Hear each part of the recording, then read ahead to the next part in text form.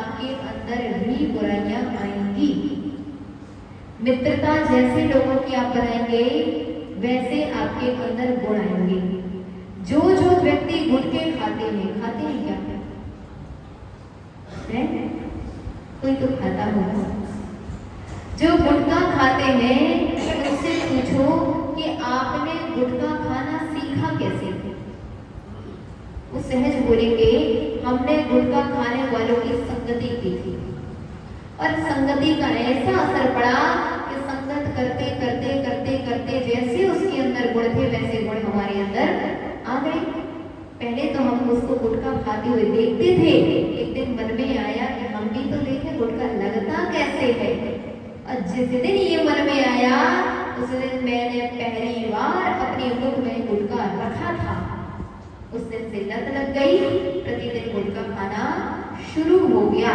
ठीक इसी प्रकार जो लोग शराब पीते हैं उनसे भी आप जब पूछोगे भाई तुमने शराब पीना कब से शुरू किया, क्या किसी ने आपको प्रेरित किया था कि आप स्वयं अपने आप सीख गए? वो बोलेगा नहीं, हमने शराब पीने वालों की संगति की थी और संगत करते करते करते करते एक दिन ऐसा आया कि मेरे मन में भी आने लगा कि मैं भी पी करके देखूं। एक दिन पी, 2 दिन पी और लत लग गई।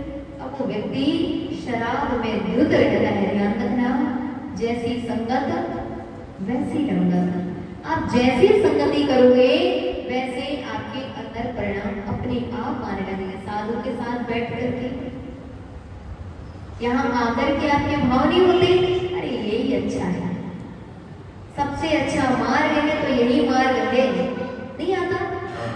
आता है। यहाँ आकर के व्यक्ति के परिणाम अपने आप शांत होते हैं, अपने आप सहज होते हैं।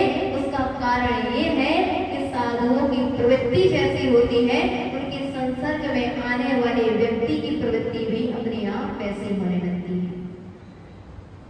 अगर आप चाहते हैं कि हमारे जीवन में अच्छे गुण आए तो आपको भी अगर मित्रता रखनी होगी तो अच्छे लोगों से, जिनका आप निरंतर साथ रहते हैं, जिनके साथ आप दिन भर रहते हैं, उन पे पहले देखो कि वो लोग हैं कैसे, अच्छे हैं कि बुरे हैं। और बुरे हैं तो समझ जाना आपके अंदर में जल्द ही बुराई आने वाली है। हम बात कर रहे थे परिणामों की। मन जैसा होता है वैसे वचनों की प्रवृत्ति होती है और वचन की प्रवृत्ति जैसे होती है काय की चेष्टा भी, शरीर की चेष्टा भी वैसे होने लगती है। ध्यान रखना, मन का प्रभाव पड़ता है। हम जैसे विचार दूसरों के प्रति रखते हैं उस व्यक्ति के अंदर भी निश्चित मान करके चलना वैसे ही विचार आपके प्रति भी आएंगे। ये वर्गणाओं का प्रभाव है। हमारे यहाँ 21 प्रकार की वर्गणाएं कही और उन वर्गणाओं में जो मन वर्गणा है बहुत प्रभावकारी है। आप जैसे विचार दूसरों के प्रति रखेंगे वो व्यक्ति भी आपके प्रति वैसे विचार रखेगा। आप अगर उससे द्वेष रख रहे हैं वो व्यक्ति भी आपसे द्वेष रखेगा। आप उससे प्रेम कर रहे हैं वो भी व्यक्ति आपसे प्रेम करेगा। आप उससे शत्रुता रख रहे हैं वो व्यक्ति भी आपसे शत्रुता रखेगा। ध्यान रखना, संसार में जितने भी लोगों के शत्रु हैं आप लोगों के हैं क्या? हैं? आपके शत्रु हैं कि नहीं? भले छोटा शत्रु हो बड़ा शत्रु हो लेकिन कोई ना कोई शत्रु तो अवश्य होगा जिससे आपको परेशानी है अथवा आपसे उसको परेशानी। तो ये शत्रु जो बने हैं तो ये कहीं और से नहीं बने, शत्रु हमने स्वयं अपने बनाए हैं। जब हम दूसरों के प्रति दुर्भाव रखते हैं वो व्यक्ति भी हमारे प्रति दुर्भाव रखता है। इसके बारे में एक कहानी आती है, सुनाए क्या? है? सुना दे। एक राजा था। राजा इतना बढ़िया था, इतना अच्छा कि वह अपनी पूरी प्रजा के प्रति पुत्रवत प्रेम करता था। जैसे अपने पुत्र के प्रति पिता को प्रेम होता है वैसे राजा को अपनी प्रजा के एक एक व्यक्ति के प्रति प्रेम भाव था। विशेषता थी कि राजा हर हफ्ते अपने राज्य से निकलता और प्रजाजन की एक एक गलियों में जा करके वो सबसे पूछता कि भाई तुम ठीक हो, कोई परेशानी तो नहीं है, अगर कोई परेशानी हो तो मुझे बताना। वो हर गलियों में जाता, हर एक व्यक्ति से पूछता, लेकिन एक लकड़हारा भी उस नगर में रहा करता था। लकड़हारे से उसका पूछने का मन नहीं करता, सबसे पूछने का मन नहीं करता, लेकिन लकड़हारे से पूछने का मन नहीं करता। जैसे उसका घर आने वाला होता, राजा के परिणाम बदल जाते, राजा के भाव चेंज हो जाते, और उससे पूछना भी चाहता हो तो उसका मुंह खुलता नहीं था, उससे बात करने का मन नहीं करता था। एक दिन राजा विचार कर रहा था कि प्रजा के एक एक व्यक्ति के प्रति हमारा प्रेम भाव है, वात्सल्य भाव है, लेकिन कारण क्या है कि लकड़हारे के प्रति मेरा अच्छा भाव है ही नहीं। एक दिन उसने विचार किया कि मैं स्वयं जाकर के लकड़हारे से पूछ लूंगा और क्षमा मांग लूंगा कि भाई तुम्हारे प्रति मेरे भाव अच्छे होते नहीं। एक दिन राजा लकड़हारे के घर पहुंच गया। जब पहुंचा तो लकड़हारा एकदम प्रसन्न। अभी तक तो राजा गलियों में घूमते थे, अपने रथ में बैठ करके पूछा करते थे, आज क्या बात हो गई कि राजा स्वयं मेरे घर चले आए।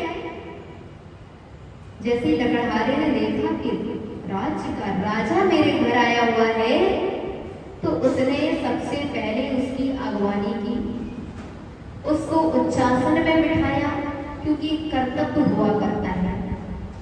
जब अपन से कोई गुरु हो, अपन से कोई बड़े हो, तो हमारा कर्तव्य है कि उनका सम्मान करें, उनकी विनय करें, उन्हें योग्य स्थान प्रदान करें। अपने घर में भी कोई आता है तो हम सोफा में बिठाते हैं, कुर्सी में बिठाते हैं। लकड़हारा भी समझदार था, लकड़हारे ने भी, उसके यहाँ तो खाट थी, खाट में राजा को बिठा दिया, वो जमीन में बैठ गया। उसने कहा, राजन आज क्या बात हो गई कि आज मेरे घर आप स्वयं आ गए। राजा बोले, कुछ बात नहीं हुई, बस मैं तुमसे क्षमा मांगने आया हूँ।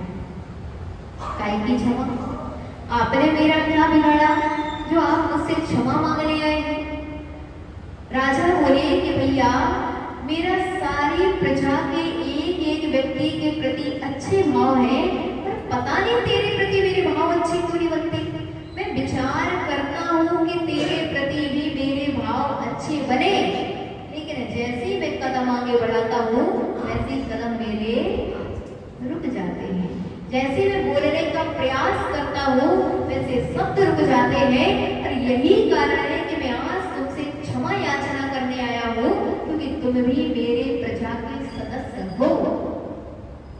जैसे ये शब्द लकड़हारे ने सुने, लकड़हारे की आंखों से आंसू बह पड़े। राजा को लगा शायद मेरी बात का इसको बुरा लग गया, इसलिए रोने लगा है। राजा ने उसको उठाया और अपने बगल में बिठाया, बोले भैया क्षमा करना, मन में जो था सो तुमसे बोल दिया, मैं छल कपट नहीं करता। मन में हो सो वचन उचरिए, वचन होए सो तंसो करिए। ये राजा की प्रवृत्ति थी, राजा के मन वचन काय की चेष्टा एक थी। तो उसने जाकर के क्षमा याचना की, भैया मुझे क्षमा करना। पुनः बोला लकड़हारा, भैया इसमें तुम्हारी गलती नहीं है, मेरी गलती है। तुम्हारी गलती? तुमने तो मेरा कुछ बिगाड़ा नहीं, आज तक तुमने मेरा ऐसा कोई अहित नहीं किया जिसके कारण तुम्हारी गलती हो। बोले भैया हाँ मेरी गलती है। बोले क्या गलती है? पूछो ना क्या गलती है। गलती ये है कि एक बार मैंने, यानी लकड़हारे ने चंदन की लकड़ियां खरीदी थी, और चंदन की लकड़ियां बहुत मात्रा में खरीद ली थी। जब चंदन की लकड़ियां खरीदी तो मुझे ऐसा लगा कि इसमें प्रॉफिट ज्यादा होगा, लाभ ज्यादा होगा, तो मैंने चंदन की लकड़ियां खरीद ली। लेकिन जिस दिन से चंदन की लकड़ियां खरीदी है, आज तक मुझे उस चंदन की लकड़ियों को खरीदने वाला ग्राहक मिला ही नहीं। वर्षों व्यतीत हो गए। मैं सोच रहा था कि इतना सारा पैसा इन लकड़ियों में फंसा हुआ है, ये लकड़ियां बिकेंगी कैसे।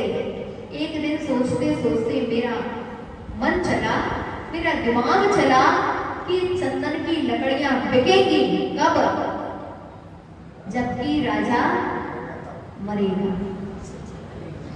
जब राजा मरेगा तो राजा का अंतिम संस्कार सामान्य लकड़ियों से तो होगा नहीं, चंदन की लकड़ियों से होगा। और जिस दिन राजा मरेगा उस दिन से चंदन की लकड़ियां मेरी सारी, उसी दिन से मैं भावना भारा होके हे भगवान, क्या हे भगवान राजा कब मरेगा। बस यही भावनाओं का प्रभाव है, मेरी वर्गणाओं का प्रभाव है। मेरे भाव तुम्हारे प्रति अच्छे नहीं है तो तुम्हारे भाव मेरे प्रति अच्छे हो कैसे सकते हैं।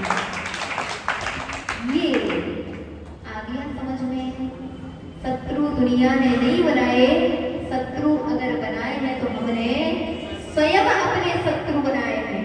जब आपको याद है मंदिर में आपको सैकड़ों लोग मिलते होंगे, सबसे आपने जय जिनेन्द्र की, लेकिन उनसे जय जिनेन्द्र नहीं कर पाए जिनसे आपके परिणाम अच्छे नहीं थे, जिनने इतनी तारीख को, इतने वर्ष पहले, इतने बजे, इतनी इस दिन को ऐसी ऐसी आपसे कही थी। अब वो कषाय जो आपके मन में बैठे हुई है, जो शत्रु भाव आपके मन में बैठा हुआ है, उसने तो थोड़ी सी बात कही थी, लेकिन तुमने कसाय बहुत मात्रा में अपने मन में रख ली और वही कसाय आज तक तुम छोड़ नहीं पाए।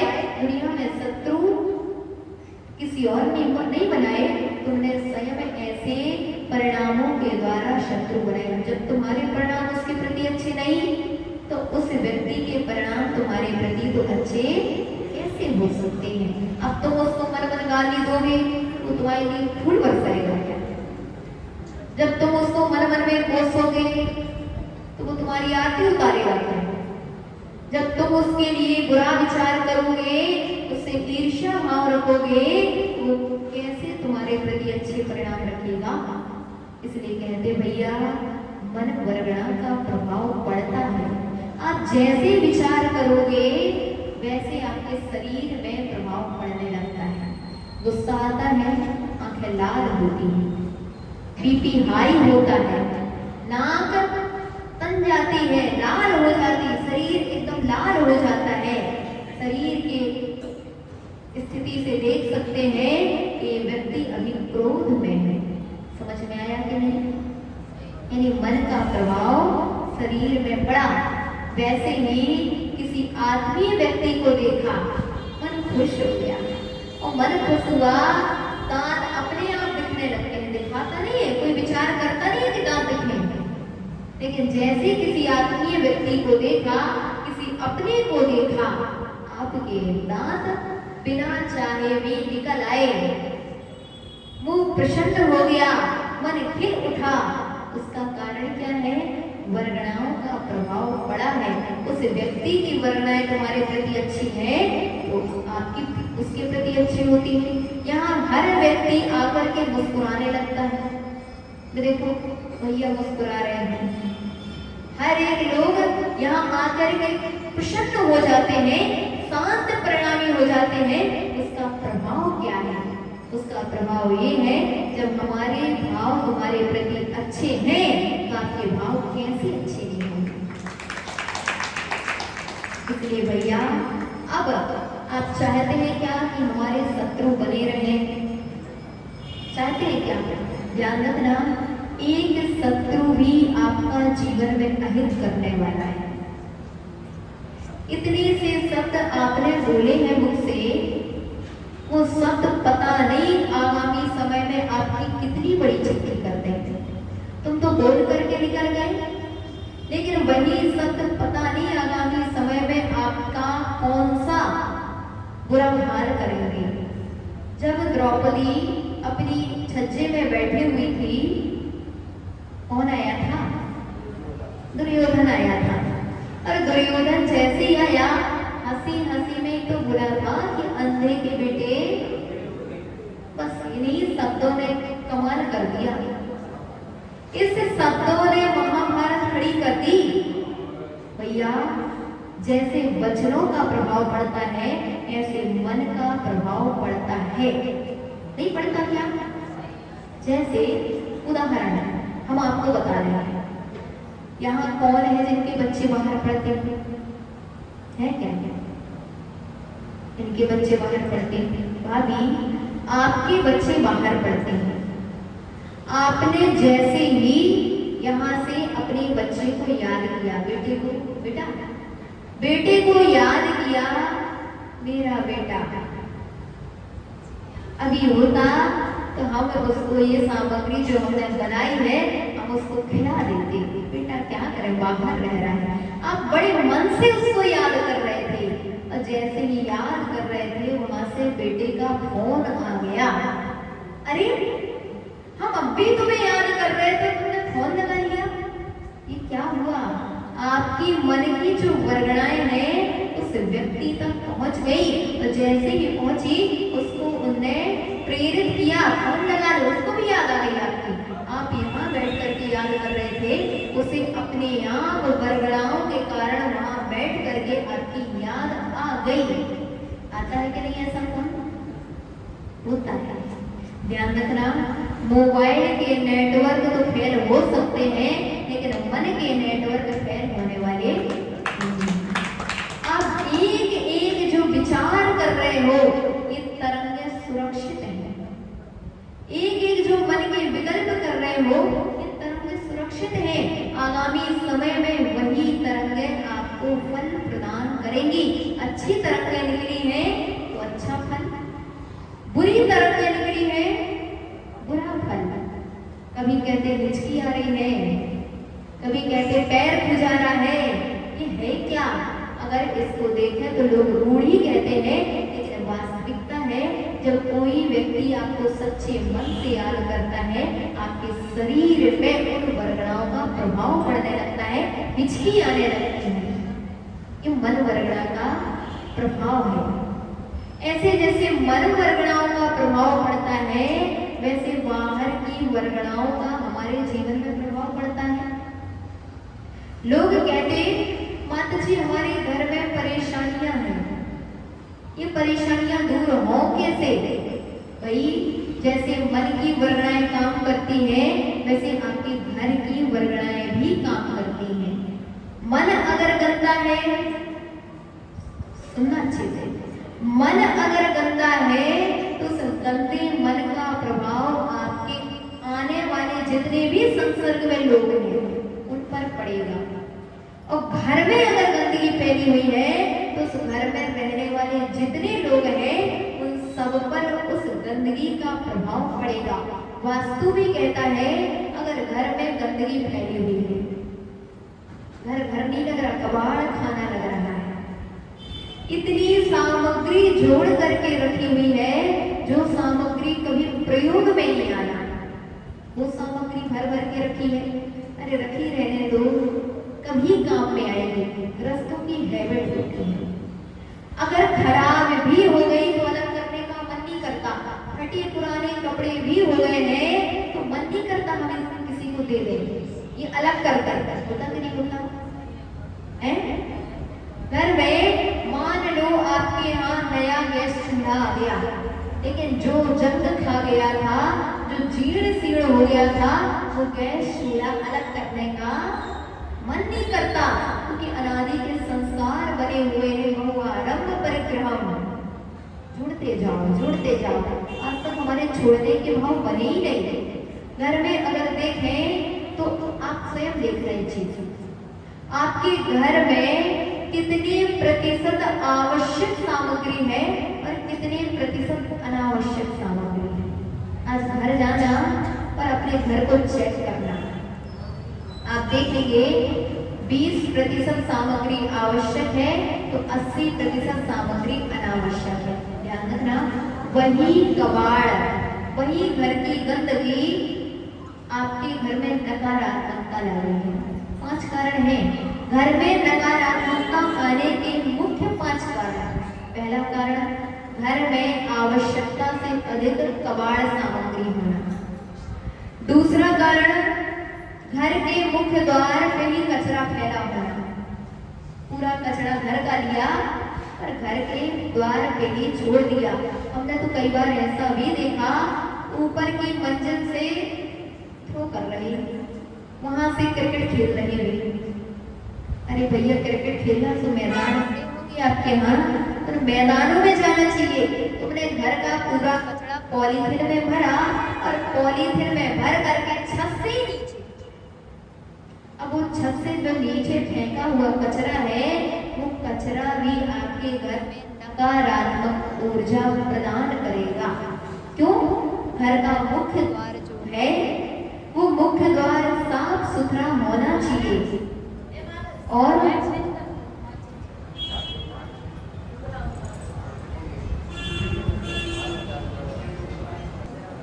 कि अगर मन में कचरा है तो वो मन का कचरा भी प्रभाव डालता है, और अगर घर में कचरा है तो घर का कचरा भी प्रभाव डालता है।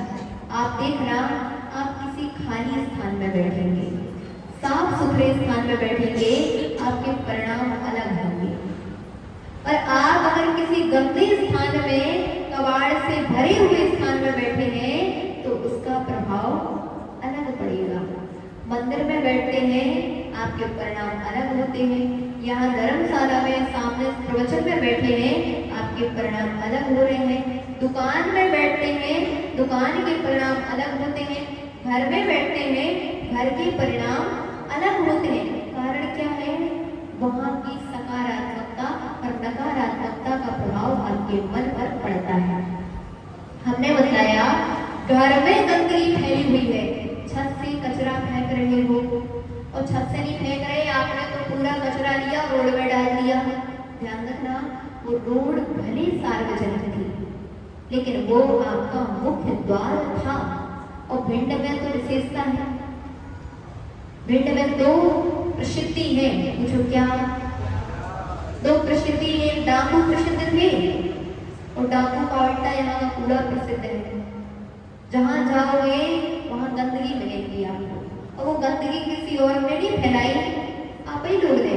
जो घर के बाहर कचरा फैला हुआ है, किसने फैलाया उसको? आपने फैलाया। ध्यान रखना, वो घर की रोड के यहाँ रोड का कचरा भी आपके घर में नकारात्मकता ला रहा है। अगर आप चाहते हैं कि हमारे घर में सकारात्मकता आए, तो घर के बाहर भी साफ सुथरा रखना। आपका मुख्य द्वार जो गेट है वो तो साफ रहना ही चाहिए, लेकिन जो रोड है वो भी साफ सुथरी रहे। आपका द्वार है और घर के मुख्य द्वार पे झाड़ू रखी है, वहीं पे कचरा का डिब्बा रखा हुआ है। अब देखो, ये है मुख्य द्वार, और चप्पलें कम उतरी हैं। अभी तो थोड़ी इतनी इज्जत रख ली, नहीं तो पूरे वहां से वहां तक पूरे में चप्पल फैला के रखती। मंदिर में देख लो, मंदिर में जहां से एंटर कर रहे हैं, चप्पल रखना चाहिए एक किनारे। जिस मुख्य द्वार से सीढ़ी चढ़ो, विचार करो, वो मंदिर की देहरी का अंदर का स्थान है। आपके यहाँ बहुत गलत चीज हो रही है। क्या हो रहा? मंदिर के अंदर चप्पलें उतर रही हैं। अभी हम देख करके आए, अभी नहीं उतारना। अगर आप अपने जीवन में विपत्तियां नहीं चाहते, तो पहली बात तो चप्पल पहन करके मंदिर आना नहीं चाहिए। तो चलो, आपकी व्यवस्था है वो, तो कम से कम कहाँ उतार रहे हो? मंदिर का मुख्य द्वार जो है वो है चैनल गेट। चैनल गेट के आगे एक और गेट है, और चप्पलें कहाँ उतर रही हैं? बोलो ना। मंदिर के गेट के, यानी कहाँ? मंदिर के प्रांगण में आप चप्पलें उतार रहे हो। अब बताओ, तुम्हारे लिए मंदिर की पूजा फल देगी कि निष्फल हो जाएगी? आप व्यवस्था आज से बना लेना, हम कभी भी मंदिर के प्रांगण के अंदर चप्पलें नहीं उतारेंगे। अलग से व्यवस्था बनाओ बगल में। ऐसे ही घर के मुख्य द्वार पे चप्पल उतारना, ये भी नकारात्मकता का कारण है। ध्यान रखना, वास्तु के अनुसार हर एक चीज की अलग अलग व्यवस्था बनी हुई है। चप्पलें भी घर के मुख्य द्वार पे जमा देते लोग, कहीं उतारना चाहिए न जमाना चाहिए, एकदम गेट से दूर रखो चप्पलें, गेट के मुख्य द्वार पे हो ही ना चप्पल। और क्या कारण है? घर का मुख्य द्वार ही अंधेरा है, वहीं पे एकदम अंधकार मचा हुआ है, नहीं होना चाहिए। जहां से सकारात्मकता आनी चाहिए थी वहीं पे अंधेरा मचा हुआ है। मकड़े के जाले लटक रहे हैं, मंदिरों में, धर्मशालाओं में, घरों में मकड़ी के जाल लटक रहे हैं। अब जहां मकड़ी के जाल लटक रहे हैं उनके दिमाग में जाल लगे ना हो तो कौन आश्चर्य की बात है। इसलिए घर भी साफ करना और अपना मन भी साफ करना।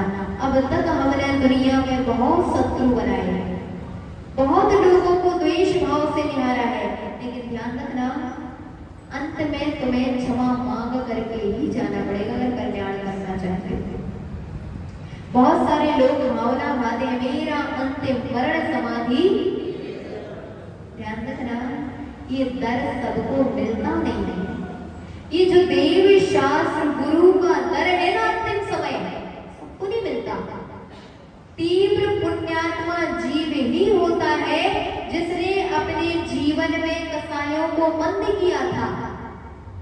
दुनिया में शत्रु भले दुनिया आपको समझ रही थी, लेकिन मैं उसके प्रति शत्रु के भाव रखूंगा नहीं। ऐसे भी जीव हैं सालों साल व्यतीत हो गए जिनकी आपस में बातचीत नहीं हो रही, होता कि नहीं होता? ये जो बैर भाव है, ये जो कसाय भाव है, ये कसाय भाव समझना कि आपके जीवन में जो पुण्य का आगमन होने वाला है, जो पुण्य कार्य पुण्य क्रियाओं का आगमन होने वाला है, जो पुण्य वर्गणाओं का आगमन होने वाला है, वो पुण्य वर्गणाओं को आने देता नहीं है। पहले ही तुमने गेट लगा दिया, कसाय के गेट पहले ही रोक करके रखे हुए, पुण्य बढ़ेगा कैसे?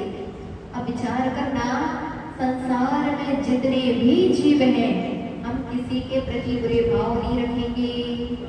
हो सकता है कैसा? है? नहीं हो सकता। देखो निकल गया ना मुझसे। ध्यान रखना, तुम्हारे लिए हो या ना हो, लेकिन अगर तुम अपना कल्याण करना चाहते हो, सुख को प्राप्त करना चाहते हो तो करना तो पड़ेगा। मरने के बाद तो दुनिया बोलती अच्छा था, क्या बोलते? अरे वो चला गया, वो अच्छा था। जिसको तुमने जीवन भर कुत्ते बिल्ली की तरह देखा है, मरने के बाद कह रहे हो बहुत अच्छा था। अरे भैया तुम कुत्ता की तरह उसको निहार रहे थे, जैसे बिल्ली के लिए कुत्ता निहारता है।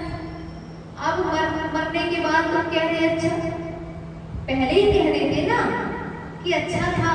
तो जो कसाय आपस में बनी हुई थी वो कसाय बनती नहीं। संसार में ध्यान रखना, जितने बैरी हैं वे बैरी समझ लेना, वे तुम्हारे इस भाव में तक नहीं, अगले कई भाव तक तुम्हारे साथ रहेंगे।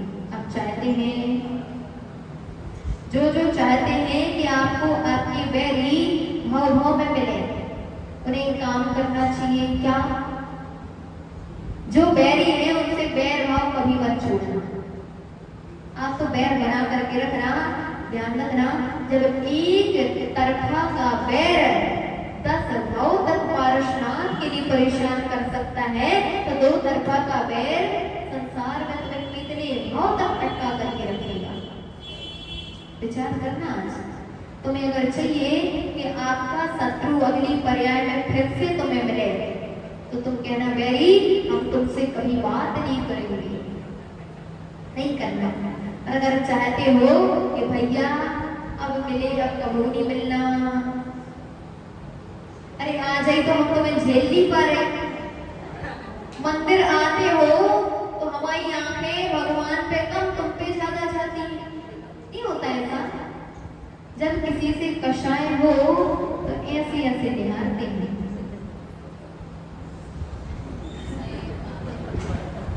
फिर देखते हैं वो किससे बात कर रहा है अथवा किससे बात कर रही है। वो क्या और काम कर रही, इसने कैसी पूजा करी, तब पूरा गौर किसके ऊपर। अब तुम देखते रहो उस बैरी को। भैया जब एक भाव का बैर तुम्हारे लिए भगवान के पास आने नहीं देता, तो फिर तुम्हारे भाव का बैर तुम्हें भगवान के पास आने कैसे देगा। इसलिए भैया सबसे पहले बैर छोड़ना पड़ेगा, अपने मन को साफ कर लो। आज से क्या करना, आज से एक नियम ले लेना, जिन जिन से आपका वैर है, ध्यान रखना, सम्यक दर्शन का घात अगर करती है तो अनंतानुबंधी कषाय करती है। अनंतानुबंधी कषाय है क्या पता आपको? अनंतानुबंधी कषाय का तात्पर्य है जो 6 महीने से अधिक वैर रखता हो, समझ लेना उसका सम्यक दर्शन छूट गया। भले आपको एक व्यक्ति के प्रति वैर भाव है और सैकड़ों के प्रति अच्छे भाव है, लेकिन फिर भी तुम्हारे अंदर अभी अनंतानुबंधी कषाय चल रही है, और यही वैर भाव आपको अनंत काल तक संसार में रोक करके रखेगा। इसलिए आज से काम करना, जिससे आपका वैर है ना, शाम को आना और सबसे पहले उसी को पूजना, लड़ने के लिए नहीं, उससे जय जयेंद्र करते हैं। क्या बोलोगे? अरे भैया हम अभय को देख रहे थे, क्यों? तुमसे जय जयेंद्र करना था, और वो तुम्हें मुंह देख, तुम्हारा मुंह देखकर मुंह से कोड़े भी, वो कोड़े भी, तू भी कोई बुरा नहीं मानना, अगले दिन फिर से तुम जय जयेंद्र करना। अरे वो वैर छोड़ पाए या ना छोड़ पाए, लेकिन हमारे मन का वैर छूट गया, उसका कल्याण हो या ना हो, हमारा कल्याण जरूर है। ध्यान रखना, ये अनंत काल में द्रव्य हम चढ़ा चुके, हमने कहा हो गई वही पूजा, हो गए कर्मों का नाश। ध्यान रखना, ये अर्घ कल्याण करेगा क्या? ध्यान रखना, ये अर्घ इतने हमने चढ़ा लिए, कितने? अगर हम गिनती करें, इन अर्घों को हमने इतना अनादि काल में चढ़ा लिया कि अगर उस अर्घ को एकत्रित किया जाए तो सुमेरु पर्वत जैसे लाखों पर्वत भी कम पड़ जाएंगे, फिर भी ये अर्घ समाप्त नहीं होंगे, इतने अर्घ चढ़ा लिए हमने। अगर जो जल की धारा छोड़ रहे हो अभिषेक के लिए, वो अभिषेक का जल एकत्रित किया जाए तो भैया इतना जल एकत्रित हो जाएगा कि सागर के सागर भर जाएंगे, लेकिन वो जल खत्म होगा नहीं।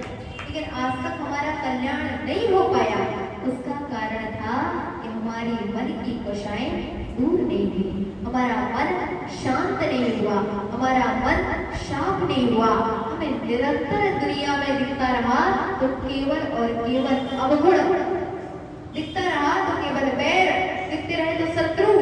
ध्यान रखना, जैसे कमरे में एक ना एक खिड़की अवश्य हुआ करती है, ऐसे हर एक व्यक्ति में गुण अवश्य हुआ करती है। आप देखो उसके गुण देखो, और गुण जब से देखने लगोगे निश्चित मान करके चलना, जैसे एक बूंद बूंद बूंद बूंद से क्या भर जाता है। क्या नाम है, क्या नाम है भैया?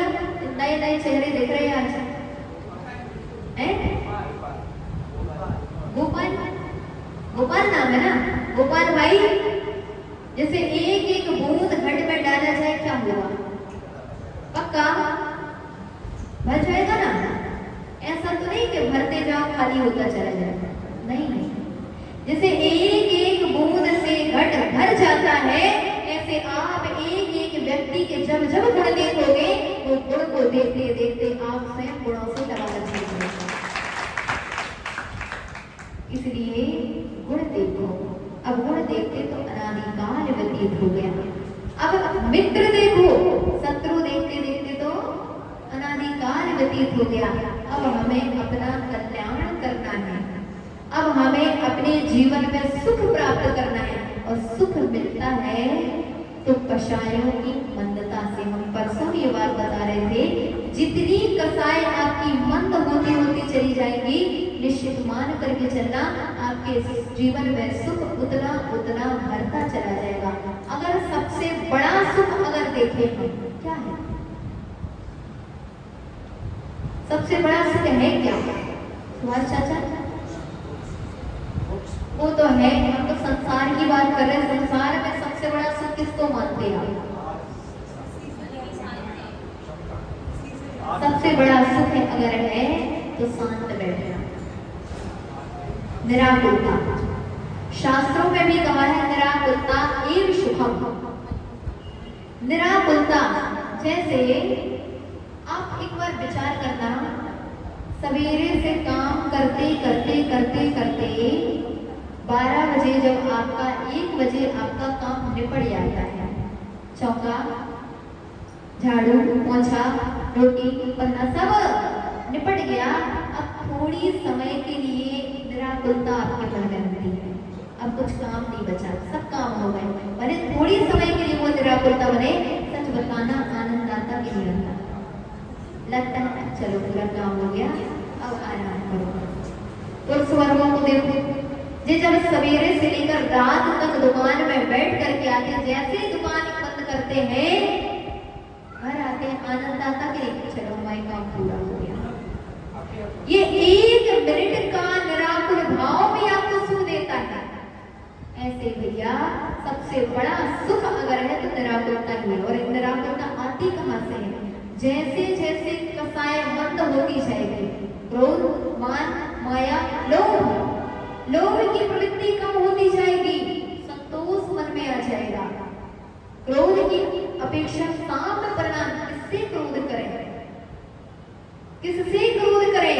अचेतनम विदम दृश्य मां दृश्यम चेतनम तथा करिष्यामि व तुष्यामि मध्यस्थोहम मया तथा। जो दिख रहा है वो तो पुद्गल है। क्या दिख रहा है आपको? हम दिख रहे हैं आपको? ध्यान रखना, आप हमें देख ही नहीं सकते। हमें दिख रहे हैं, हम दिख रहे हैं आपको, आप हमें देख नहीं सकते। जो हम हैं वो दिखता नहीं है, और जो दिखता है वो हम है नहीं। ये शरीर तो हम है ही नहीं, जो आत्मा है वो आत्मा कभी दिखती नहीं है, और जो दिख रहा है वो हम होते नहीं है। फिर हम किस पे क्रोध करें, किस पे संतोष करें?